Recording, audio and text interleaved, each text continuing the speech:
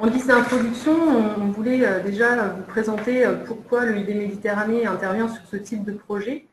Il faut savoir que nous sommes un établissement public administratif qui est chargé à la base des questions de démoustication sur le littoral, mais on intervient également sur des questions de protection et de préservation de l'environnement littoral par le biais de 3 principaux items.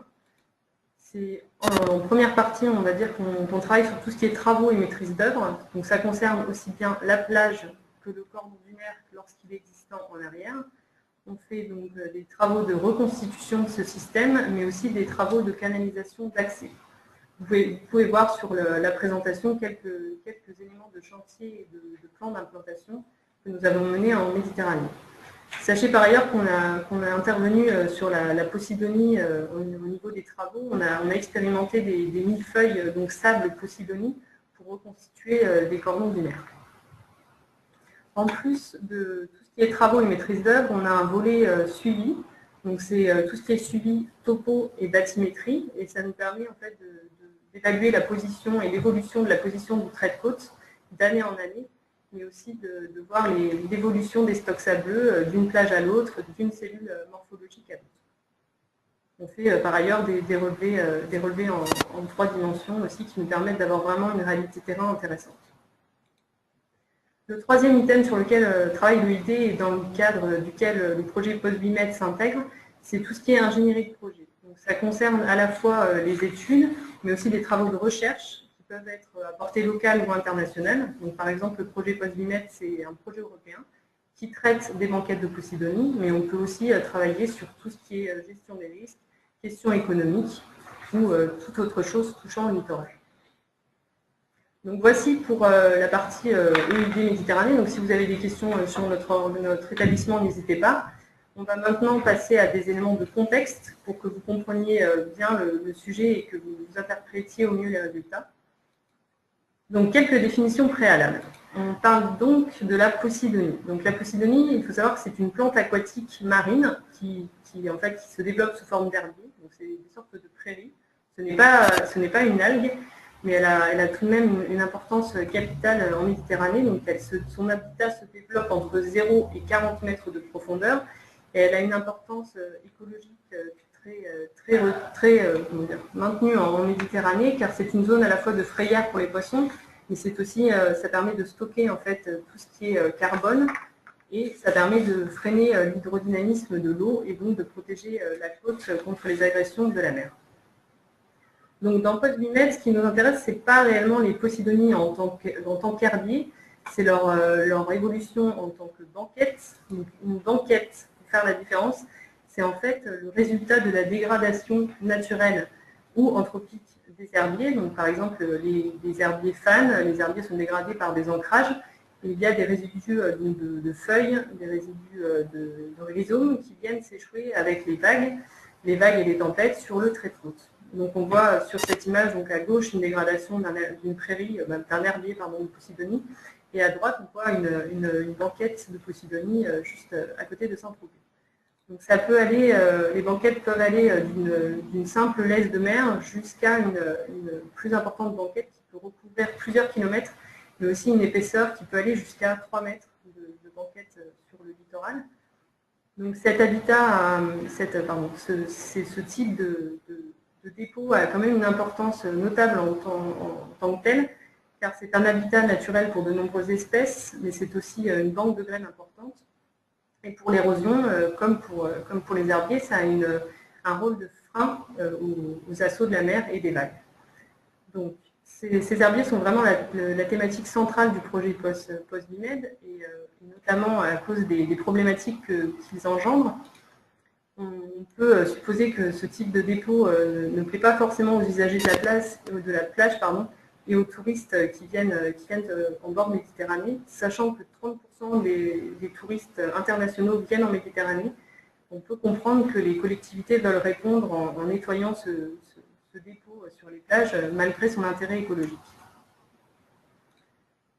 Donc la réponse qui est souvent apportée, mais Eugénia vous parlera des différents types de valorisation et de ramassage qui sont mis en place, c'est le ramassage sur les plages, et donc ça contribue également à l'érosion des plages sableuses, car on a un retrait de tout ce ce qui est sédiment en même temps que la Posidonie. Vous voyez par exemple à gauche une photo intéressante car on voit la masse en mètres cubes de dépôts collectés par les ramassages des craies bleues.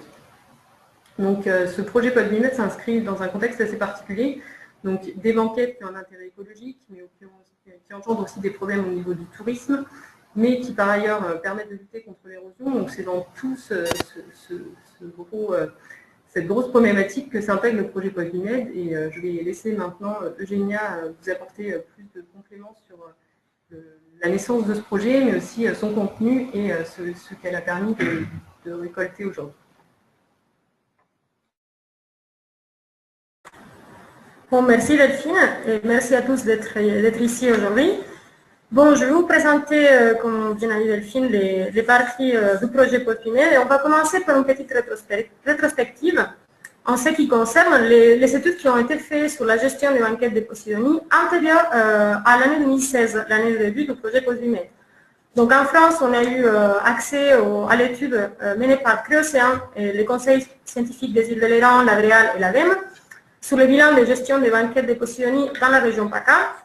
Et en Corse, on a eu aussi l'étude de l'Office d'environnement de la Corse avec les cabinets EDEMAR dans un premier temps dirigé par la Viren, Corse, et après par l'Adréal. Avec ces deux études-là, on a commencé à faire un état des lieux des banquettes de Posidonie dans la Méditerranée, et on a essayé de faire la même chose de notre part pour avoir le premier état des lieux. Pour ces parties-là, il faut d'abord définir la situation juridique des services de Posidonie, de la Posidonie en tant qu'espèce protégée, compte tenu de leur importance écologique et économique. Sachant que cette espèce elle est protégée au niveau international par les conventions de Berne, de Barcelone et les plans d'action pour la Méditerranée. Au niveau européen, il fait partie des habitats prioritaires par la directive Habitat du réseau Natura 2000. Et la France, il faut savoir, elle était un peu pionnière avec la loi du 10 juillet 1976, la loi de protection de la nature, donc elle définissait la Posidonie comme une espèce à protéger. Mais plus particulièrement, dans notre contexte méditerranéen, ce qui nous intéresse et ce qu'on a eu accès dans l'année 2017, quand on a commencé à travailler sur le terrain, c'est la circulaire du préfet du Var, datée de 2015. Donc, il faisait un rappel sur le statut de la Posidonie en tant qu'espèce protégée, autant vivante que morte. Donc, ça veut dire que l'espèce est protégée comme un herbier, mais aussi comme des mattes. Les mattes mortes sont protégées, et aussi les banquettes où les feuilles, rhizomes et petites boules qu'on trouve sur les plages. Pour ces raisons, toute destruction, mise en vente, vente ou achat ou de toute ou partie de ces spécimens vivants ou morts, elle est interdite. À ce stade-là, le Code de l'environnement impose certaines sanctions pour porter atteinte à la conservation des espèces et des habitats naturels, mais on trouve aussi des cas de dérogation qui ont été prévus par le Code de l'environnement. La Adréal PACA, elle nous a défini aussi dans cette circulaire du préfet les cas de dérogation qu'on peut vraiment utiliser dans ces cas-là dans les différentes communes françaises comprises dans la région. Donc, en saison estivale, les banquettes demeuraient sur les plages pour protéger contre l'érosion. Puis, pendant la saison estivale, on peut déplacer les banquettes. Le déplacement, il est possible sans destruction, sans mise en décharge et sans valorisation possible. Tout ça, on peut parler aussi d'un transport de banquettes de Posidonie sans cette procédure de dérogation dans seulement 3 cas. Le premier cas, c'est le déplacement pour un stockage temporaire dans une autre plage moins fréquentée de la commune, un déplacement définitif dans un espace littoral soumis à l'érosion marine après justification scientifique, technique et environnementale, et aussi en remise en mer par des méthodes et des procédés acceptables du point de vue environnemental. Bon, je vous parle des banquettes, mais vous ne savez pas où ils sont. Je vous montre dans cette diapositive slide ici, je vous montre dans des petits points rouges la position des banquettes dans le nord du bassin méditerranéen. Cette couche cartographique, ça montre une compilation des données sur l'emplacement des banquettes de Posidonie le long de cette côte méditerranéenne du Nord. Elle était créée sur les données collectées à partir de diverses sources de données, par exemple les réseaux internationaux du pavillon bleu, les réseaux MEDPAN, mais aussi les constatations sur place qu'on a fait par exemple en France. Si vous les comparez aussi avec une carte correspondant les cerviers de Posidonie, vous allez voir que là où il y a des cerviers, on a des banquettes. On a notamment les feuilles mortes qui s'échouent pendant l'hiver. Il faut savoir aussi que tout cet emplacement et la quantité de Posidonies qu'on a trouvées et que je vais vous montrer plus tard, sont des données assez variables parce que, vous savez, un échouage de feuilles mortes, c'est un phénomène naturel, donc il peut varier d'une année sur l'autre.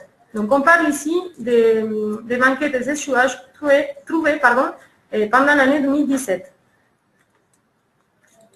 Bon, avec tous ces éléments et en guise de prospective, on a répondu à un appel d'offres d'un programme Interreg méditerranéen, donc le programme post-primaire. Nous, on est les filles avec un institut marin de recherche en Grèce, un institut marin de recherche aussi en Sardaigne, avec l'UICN qui est basé en Espagne, et Ecologica, qui est une société d'urbanisation écologique en Bari, à Puglia, en Italie. Les objectifs principaux du projet Posidumètre, c'est davantage sensibiliser sur les avantages des banquettes de Posidonie parmi les communes intéressées, les communes qui ont des banquettes pendant l'hiver, parmi les usagers de la plage et parmi les opérateurs touristiques, de proposer des outils de gestion durable aux communes pour savoir comment il faut gérer ces banquettes et d'établir une stratégie transnationale de gestion du système Posidonie plage et dune sur l'ensemble de la Méditerranée. Car on s'était aperçu que malgré cette similitude avec des pays dont on travaille ensemble, on a beaucoup de différences et on n'a pas les mêmes stratégies à adapter et les mêmes modes de gestion. Plus particulièrement, Posidumètre vise à identifier ces modes de gestion, à analyser la perception des banquettes par les usagers et à géolocaliser les herbiers, les banquettes et les aires marines protégées.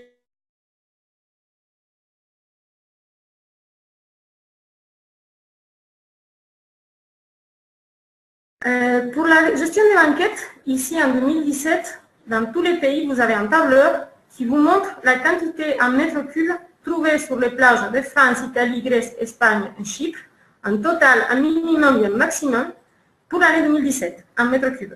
Donc, pour rester sur la partie qui nous intéresse à nous, parce que c'est la France qu'on va analyser aujourd'hui, on a presque 75 800 mètres cubes de banquettes de Posidonie pour l'année 2017. C'est le minimum 40 mètres cubes, on l'a trouvé à Saucé-les-Pins, dans les Bouches du Rhône. Et le maximum 20 000 mètres cubes, c'était trouvé à Zonza, en Corse du Sud. Par exemple, je vous montre un autre exemple ici, l'Italie, le minimum de 3 mètres cubes était trouvé dans une petite commune qui s'appelle Terralba, en Sardaigne. Et les presque 100 000 mètres cubes, ils ont été trouvés dans les côtes de la Toscana, à Camponel-Elba. Comment ils enlèvent ces banquettes de Posidonie ou qu'est-ce qu'ils font avec ces banquettes de Posidonie? Quelles méthodes ils ont utilisées pour enlever ces banquettes de Posidonie dans les plages méditerranéennes? En France, il y a 49% des communes qui, de toutes leurs plages, contre seulement 5% des communes qui ne les enlèvent pas du tout. Qu'est-ce que ça veut dire? Ces 5%, c'est seulement 12 communes qui n'enlèvent pas les plages. Ainsi, de la même façon, il y a 29% des communes qui les font par an, contrairement à ce qu'on croit par rapport au budget utilisé, par rapport aussi à la quantité de temps qu'on emploie dans ces opérations. Il y a beaucoup que 4 communes, une commune qui les fait 2 fois par an, et ça se trouve en Corse. Il y a aussi 4 communes qui les font 3 fois par an. Finalement, ces activités ou ces systèmes, ces méthodes, ils se font principalement entre les mois de mai et octobre. C'est par rapport à la forte pression touristique qu'on a dans cette période. Et vous avez aussi une forte activité pendant les 3 mois les plus importants de l'été pour enlever tout ce qui ressemble un peu sale aux usagers de la plage. Bon, quelles sont les méthodes qui ont été utilisées? Ici, on voit clairement que la plupart des méthodes utilisées, c'est des machines lourdes. Les bleus, il y a 22 communes qui utilisent des moyens mécaniques lourds, comme par exemple la pelle mécanique ou les tracteurs. Ça représente 46% des communes françaises. Les 17 communes qui utilisent, il y a 17 communes qui utilisent des moyens mécaniques, ça veut dire des machines en petite taille, par exemple en cribleuse. Et ça représente les 35% des communes françaises. Il y a quand même, il faut mesurer ça aussi parce qu'il y a 11% des communes françaises qui les font à la main, avec des râteaux et avec ces agents techniques municipaux. Et il y a aussi 8% des communes, donc 4 communes qui mélangent les méthodes. Ça veut dire qu'ils utilisent des gens sur le terrain qui ramassent à la main et aussi des engins mécaniques. Bon, qu'est-ce qu'ils font après avec ces banquettes de Posidonie et ces feuilles enlevées des plages? Dans les communes françaises, normalement, on a 22% des communes qui les mettent en décharge, malgré la circulaire Bouvard qu'on vient d'analyser. Mais après, il faut aussi valoriser les 29% des communes qui déplacent leurs banquettes dans des autres zones ailleurs que là où c'était trouvé, par exemple dans une plage soumise à l'érosion, dans un autre endroit ou dans un terrain communal. Et aussi, il y a un 24%, c'est quand même beaucoup de communes, c'est 18 communes qui les stockent sur place. Donc ça veut dire un autre des plages derrière dont les touristes ne sont pas vraiment embêtés. Les coûts de ces opérations, c'est assez élevé si on compare, si on voit le budget qu'on peut avoir dans les petites communes, ou si on voit aussi combien ça peut coûter en Italie ou en Chypre. En France, ça nous a coûté en 2017 1 million presque, 1,5 million presque en euros. Le minimum, 10 000 euros, c'était pour les communes de Cavaillon-sur-Mer et la Croix-Mer. Donc vous voyez que ça c'est aussi en relation à la plage, à la longueur des plages qu'ils ont. C'est des petites plages, donc ça a coûté un peu moins cher que les 460 000 euros qui a payé la commune de Gare-des-Paniers. Vous voyez qu'il y a une relation aussi entre la longueur des plages et les prix qu'ils doivent payer pour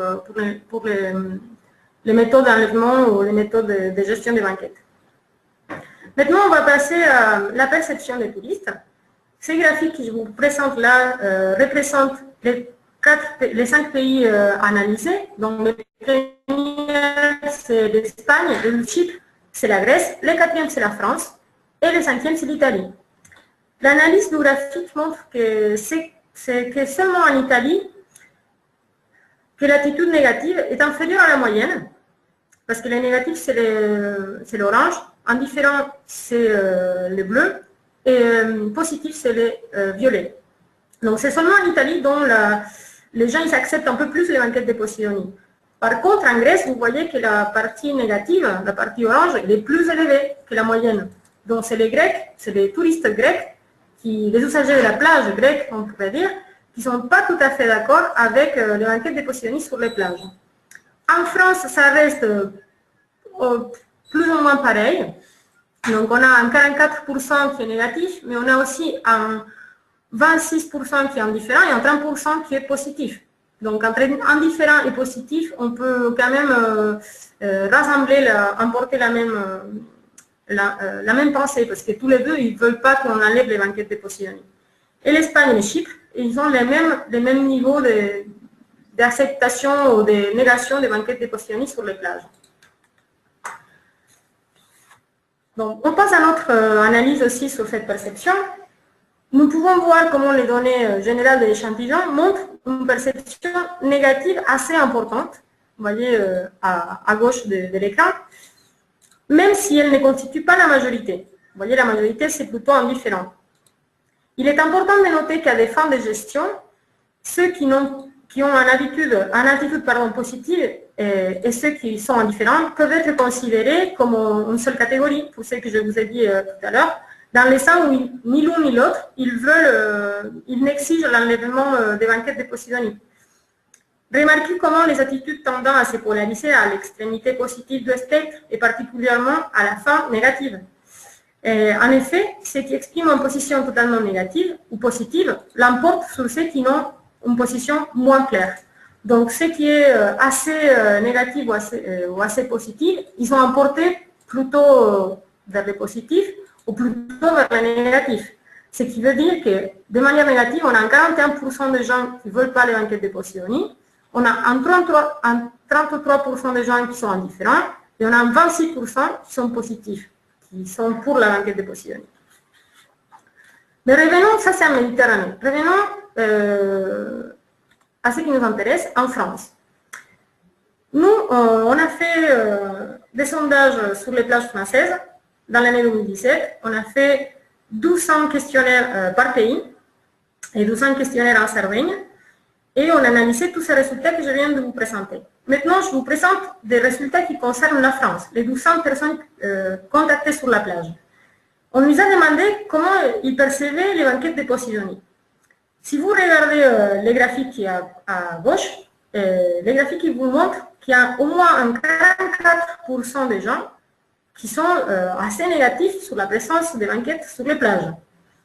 Et on a aussi 30% des gens, si vous regardez la partie qui est en vert, des bouts vert moins fort et vert fort, vous trouverez qu'il y a 30% des gens qui sont plutôt d'accord et qui les voient de manière positive. Sachant qu'il y a aussi 25% des gens qui sont indifférents, que ça ne lui semble pas grand-chose. Que soit ou soit pas là, ça ne les intéresse pas. Donc vous voyez comment la tendance par rapport à la diapo précédente, elle est différente. Nous, on a plutôt une tendance des gens qui sont indifférents moins forte que celles qui sont positifs ou négatifs. Donc revenons sur le 12e graphique, ce qui est en bleu, à droite de votre écran.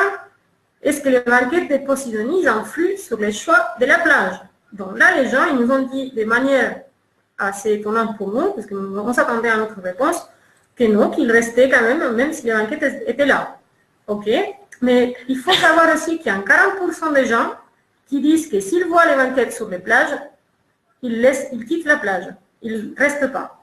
Ça, c'est quand même très important parce que ça crée une certaine pression sur les acteurs du littoral. Alors, on a demandé aussi à ces gens-là s'ils avaient une connaissance du rôle écologique de ces banquettes sur la plage.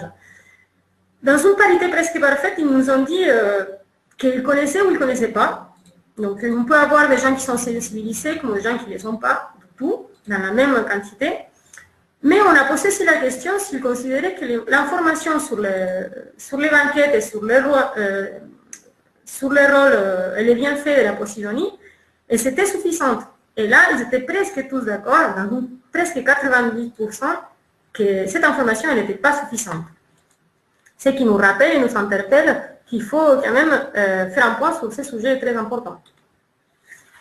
Maintenant, je vais vous montrer des cartographies qu'on a, des sorties de cartographies qu'on a créées avec les partenaires. On a choisi certains sites en France pour vous montrer la possibilité des conflits, des interactions. C'était le troisième point, si vous vous souvenez, c'était le troisième point dont je vous ai parlé comme objectif particulier du projet Postlunaire. C'est de géolocaliser ces conflits ces possibles conflits aussi, entre la Posidonie, les banquettes et les dunes, comme un système intégré, les activités côtières et touristiques à très haut niveau, et les aires marines protégées. Donc, dans ces premières diapositives, vous pouvez voir un focus sur l'aire de Hyères. C'est un site Natura 2000, donc c'est une aire marine protégée. Et vous avez dans un carré les zones qui sont en rouge, les polygones rouges, sont des zones avec des possibilités de conflits, parce qu'on a superposé les couches cartographiques, et on a identifié des potentiels conflits basés sur une analyse de superposition. Et puis les zones qui sont en vert, les polygones qui sont en vert, sont des zones où il n'y a pas assez de conflits. Le même cas pour la corniche varoise, là où la plage de Pamplonne, vous voyez, il y a une espèce de gros trait polygone rouge. Vous avez là-bas des zones de potentiels conflits. Donc, il y a le système Posidonie-plage d'une banquette qui se superpose à l'activité côtière et touristique et qui se superpose aussi à un aire marine protégée. Mais maintenant, vous allez vous poser la question, comme nous on s'est posé aussi avec les partenaires, de comment trouver la méthode de gestion qui soit la plus convenable à notre environnement, à nos communes, à notre budget, dans notre pays aussi. Et nous, nous avons essayé d'identifier la bonne méthode en analysant plutôt les forces, les faiblesses, les opportunités et les menaces de ces banquettes de Posidonie en Méditerranée. On s'était aperçu que mot de force, vous l'avez compris, et Delphine nous a fait une bonne introduction. Et les banquettes, ils font une espèce de rempart qui protège contre l'érosion, stabilise et fertilise les dunes à sable. C'est un mécanisme naturel pour renforcer la résilience côtière contre les changements climatiques. Mais ce sont des habitats importants pour la biodiversité, mais ils portent aussi avec eux un lourd sac à dos, on dirait, de faiblesses. Il n'y a pas, dans cette zone-là, dans toute la Méditerranée, en fait, il n'y a pas de ligne directrice commune sur la gestion. On ne sait pas quoi trop faire. Les départements, les communes, quand on les a rencontrés, ce n'était pas très évident non plus. Et les coûts associés aux pratiques de gestion actuelles, c'est quand même assez élevé. Et la résilience de la plage, elle est compromise. Il y a une perception des banquettes de Posidonie assez mauvaise et un manque d'information des gens assez élevé. Mais on trouve aussi des opportunités dans ces systèmes. On dit que l'opportunité se base surtout en accroître la sensibilisation du public. Ce sont les gens qui font la plus grande pression sur les modes de gestion. Et aussi de développer, par exemple dans des autres pays, des activités de récupération. Ici en France, c'est interdit la valorisation, donc la récupération pour créer quelque chose, mais on essaye aussi de trouver une solution qui puisse être applicable aussi ici dans notre pays. Et par exemple en Grèce, je vous donne un exemple comme un autre, et ils récupèrent les feuilles de Posidonie et ils créent des matières premières, exemple des boîtes, des cases des suitcases pour les portables, des cadres pour les lunettes, par exemple. Ils utilisent ça comme matière première. Puis aussi, on a la possibilité d'améliorer ces activités de gestion, savoir qu'est-ce qu'ils font les autres, savoir qu'est-ce que nous, on peut faire, en quoi on peut changer. Mais il y a aussi des menaces dans ces systèmes-là. Il y a un manque de connaissances scientifiques, concrètes et générales sur l'écologie et les systèmes du système spécifique, parce que la Posidonie, elle est liée à la plage, elle est liée à la dune, elle est liée aussi à l'herbier. Donc, on a vraiment analysé tous ces systèmes ensemble. On connaît, il y a beaucoup de bibliographies sur les banquettes, mais il n'y a pas une bibliographie qui peuvent inclure tous les systèmes. Et la perception du public qui reste assez négative, qu'ils essayent de voir une plage comme on le voit dans les photos, avec les sables blancs et les palmiers, qui ce n'est pas du tout le cas de la Méditerranée. L'ignorance aussi du public, c'est très fort les mots en ignorance, mais c'est quand même les mots qui ressortent parce qu'ils ne connaissent pas que ces systèmes ils sont vraiment très liés les uns aux autres. La manque de législation et de mise en application claire par les communes et par les pays, la répartition des institutions sur la gestion des zones côtières. Alors, il y a des pays, par exemple en Grèce, la gestion se fait par les particuliers, ça ne se fait pas par la commune, ils payent des droits pour pouvoir nettoyer la plage. Pour être simple. Donc, il faut trouver cette méthode. Mais comment on fait? Qu'est-ce qu'on peut faire vraiment? Pour ça, nous, on s'est dit qu'on va trouver la méthode la plus durable pour la gestion des banquettes. Donc, la plus durable, c'est les méthodes qu'on a trouvées avec tous les pays par les 3 piliers de développement durable. Donc, la méthode qui soit la plus viable économiquement, celle qui protège mieux l'environnement et celle aussi qui soit équitable au niveau social. Donc les méthodes qu'on a trouvées, vous avez vu plus ou moins, sont les laisser sur place, par exemple, laisser les Posidonie sur place, ou les mettre en décharge, ou les déplacer, ou les stocker ailleurs, de là où ils étaient trouvés, ou les remettre à la mer, ou les stocker sur le haut de la plage, ou l'intérieur.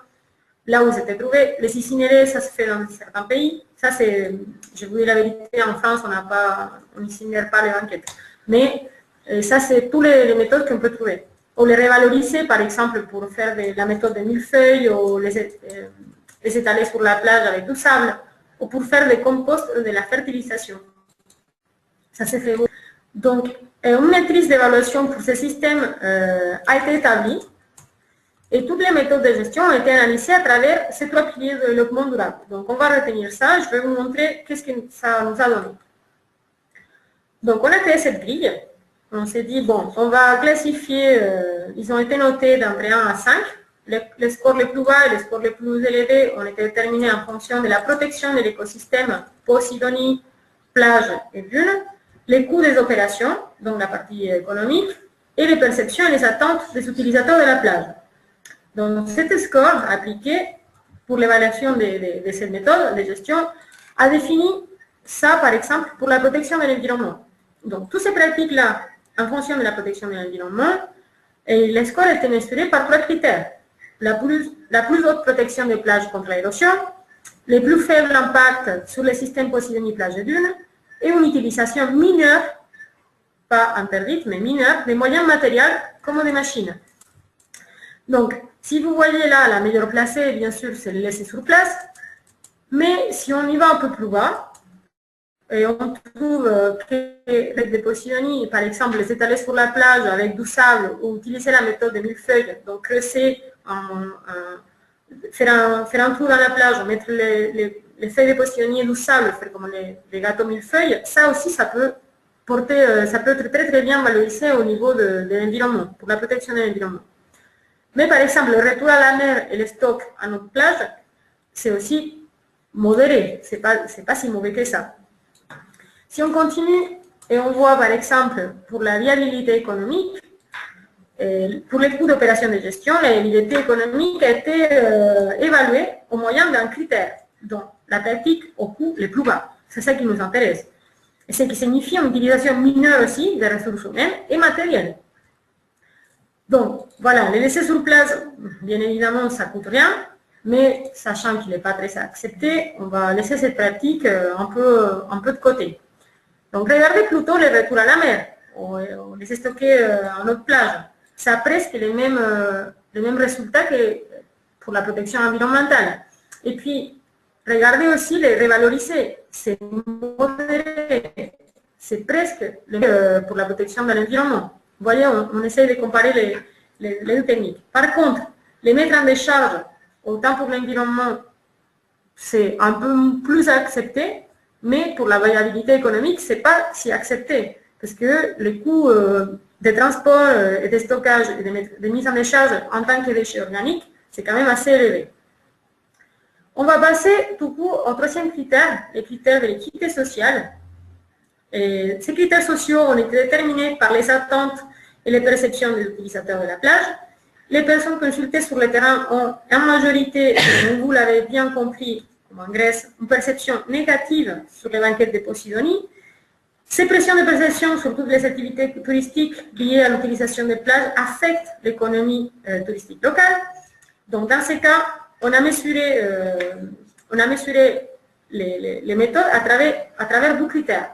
L'élimination totale de la banquette de Posidonie, parce que c'est ça que les gens ils veulent même pas avoir un seul feuille sur la plage parce que c'est moche et c'est sale, et la grande acceptation écologique de la méthode par les usagers de la plage. Donc vous voyez là que les laisser sur place, c'est hors question. Aussi les retours à la mer parce que les gens ne peuvent pas accéder, parce que c'est moche, parce que les feuilles restent collées à la peau. Et les stocker sur l'eau des plages, quand on a un coup de vent de ce qu'on a bien en Méditerranée, ils n'aiment pas non plus qu'ils volent partout. Donc voilà, on a ça, les restaurants des plages, ils n'aiment pas non plus parce que les gens ils se plaignent, parce que les feuilles de Posidonie sont sur les assiettes. Donc ça, c'est pas accepté socialement. Par contre, les composts et la fertilisation, ça pourrait être un des moyens les plus acceptés, mais sachant qu'en France, on ne peut pas les valoriser ou les réutiliser par des moyens économiques. Donc, on ne peut pas les vendre. On ne va pas accepter celle-là. Mais par exemple, les revaloriser, étaler sur la plage ou avec de la méthode de millefeuille, on peut vraiment, c'est modéré, c'est accepté, et les mettre en décharge aussi. Mais si vous regardez, si on revient un peu sur les autres méthodes, la viabilité économique de la mise en décharge, ça fait baisser beaucoup les scores. Pareil aussi pour la pratique pour l'environnement. Donc on revient ici sur l'équité sociale. Et on va se dire là maintenant, ben, en fait, c'est quoi les conclusions, c'est quoi la meilleure solution qu'on a. Et de l'analyse de tous les résultats, on pourrait déduire la meilleure solution pour la protection de l'environnement avec un coût minimal, c'est de laisser les banquettes sur place. Cependant, cette solution, vous savez, ce n'est pas possible en termes d'acceptabilité. Donc, d'un part, pour l'influence négative, tu peux avoir cette activité sur les activités économiques liées au tourisme. En effet, les méthodes de récupération, par exemple les méthodes de millefeuille, les méthodes d'étalage sur la plage avec du sable, sont des pratiques, sont les plus pratiques pour l'environnement et sont aussi celles qui sont acceptables économiquement parce qu'ils ne demandent pas beaucoup de travail, pas beaucoup de gens et pas beaucoup de moyens économiques et ils sont assez acceptés socialement. Les techniques telles que les retraits de banquettes de Posidonie à la plage ou le retour à la mer, par exemple le stockage en notre plage ou la remise en mer, pourraient être moins nocifs pour l'environnement, je fais un point sur ça, et pour l'économie, mais ils ne sont pas très acceptés pour les touristes. Donc les utilisateurs de la plage, ils ne sont pas tout à fait d'accord. Et à la fin, on conclut que la possibilité de mettre en décharge ou d'incinérer les feuilles de Posidonie n'est pas acceptable pour l'environnement et l'opération pourrait avoir un coût considérable pour les municipalités. Donc, sachant que toutes les régions impliquées dans l'étude n'ont pas les mêmes contraintes économiques, environnementales, sociales, la solution devrait être analysée au cas par cas, selon les quantités de banquettes qu'ils ont trouvées l'année en question, selon les pressions des différents secteurs économiques et selon aussi les budgets que vous savez que les communes ont à disposition pour l'opération.